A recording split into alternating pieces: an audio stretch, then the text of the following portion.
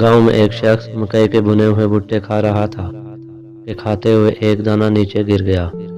قریب ہی کھڑا ہوا مرغا دانے پہ جھپٹا، لیکن مرغے کے پہنچنے سے پہلے ہی اس شخص نے دانہ اٹھا کر منہ میں ڈال لیا۔ دانہ اس کی سانس کی نالی میں جا پھنسا اور اسے سانس لینے میں شدید تکلیف شروع ہو گئی۔ وہ بہت سے اسپتالوں میں گیا، لیکن اس کا علاج کسی اسپتال میں نہیں تھا۔ آخر ایک اسپتال والوں نے اس کے علاج کی حامی بھری، لیکن ساتھ ہی کہہ دیا کہ تمہاری زندگی کی کوئی گارنٹی نہیں ہے، یہ بات تمہیں لکھ کر دینا پڑے گی۔ اس نے لکھ کر دے دیا کہ ویسے بھی اس کا جینا بہت دشوار ہو رہا تھا۔ گھر والوں سے ملنے ملانے وہ واپس گاؤں گیا۔ جو ہی گھر میں داخل ہوا تو اسے زوردار چھینک آئی، جس کے ساتھ ہی دانہ بھی نکل کر باہر جا گرا۔ پاس ہی وہی مرغا کھڑا تھا۔